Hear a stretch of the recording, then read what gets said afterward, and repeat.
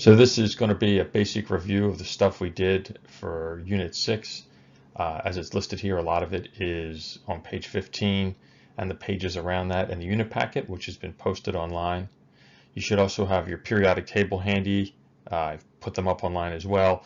You can look at the charges of things and also where the metals are, where the nonmetals are. You should be familiar with that. All of that is in the unit packet as well, and I'm not going to go over it here.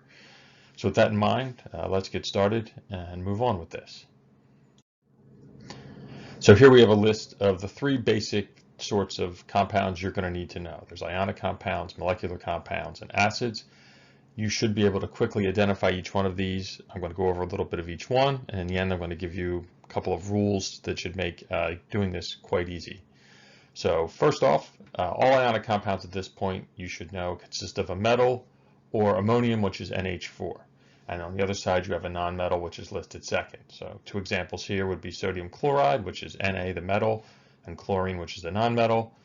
A little more difficult, on the right-hand side, we have ammonium hydroxide. NH4 here is acting as a metal or a cation, and the OH is what's known as a polyatomic ion. I'm going to give a few more notes on that later.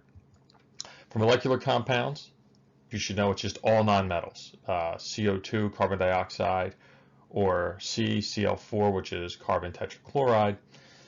All nonmetals, nothing else. The one example to that is acids. When you write out an acid, they always start with hydrogen followed by some other additional element or elements. So I give two examples here: hydrochloric acid starting with H followed by the Cl, or sulfuric acid starting with the H2 followed by the SO4. So these are the three types of things you need to know. And with that, we'll move on. I want to be a bit clear here about ionic compounds, why and how they form, and the fact that they basically, we have said a lot of the time that they consist of a metal and a nonmetal. While that is true, to be more specific, they actually consist of a cation and an anion, which we've talked about in class. We know a cation is basically any charged particle that has a positive charge. And then the other part of that you have to know is that a particle becomes charged in a positive way when it loses an electron. The more electrons that a particle loses, the more positively charged it becomes. So if it loses 2 electrons, we would say it has a charge of +2. The only cations we deal with in this class, or that you're going to need to know, are basically all the metals that are on the periodic table, and then ammonium, which is NH4 and has a charge of +1. There are no other tricks that you need to know. For anions, list here basically any negatively charged particle, and in the same way something becomes negatively charged when it gains an electron. If it gains 1 electron, it has a charge of -1. If it gains 2 electrons, it has a charge of -2. So you need to be able to differentiate between when something becomes positive by losing an electron and when something becomes negative by gaining an electron. And the two types of anions you need to know about are the nonmetals on the periodic table. They're in the upper right-hand corner. And if you look at the periodic table that I have posted, I have the charges on there, and they're all negative.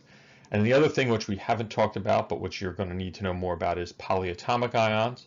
They're just made up of 2 or more elements that are all clumped together. They're molecularly bonded together, and they have a charge. And that charge is usually negative, except for the case of ammonium, which is NH4+. And we'll go into that a bit more later.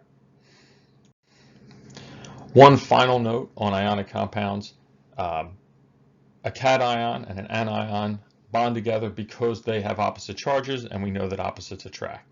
So that is the crux of how those bonds form. The other compound which you need to know is a molecular compound. They are formed by 2 or more nonmetals, which I hope at this point you are somewhat aware of. And the bonds between those atoms in a molecular compound, they're formed by a sharing of electrons. So a single electron goes back and forth between 2 atoms. There's no difference in charges here. There's no positive or negative in molecular compounds. They are not like ionic compounds in that way. And overall, the molecular compound doesn't have a charge, nor does the ionic compound. So this is basically boiling all this down into a series of questions you can ask yourself to figure out what sort of compound you're dealing with. So if you look at a compound and you see a metal or NH4 starting that compound, yes, if you see that, it's an ionic compound.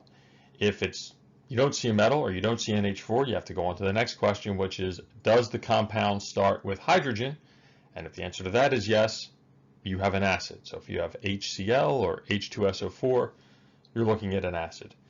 And basically at this point, if it's neither of these two, if it's not ionic and it's not going to be an acid, it must be a molecular compound. But it's worth asking, is the compound made up only of nonmetals, but it doesn't start with NH4? And the answer to that should be yes, because if not, you've run out of options and you're going to have to go back and figure out what it is beginning again. So again, metal or NH4, you have an ionic compound, starts with hydrogen, you have an acid, and after that, if it's all nonmetals, you have a molecular compound.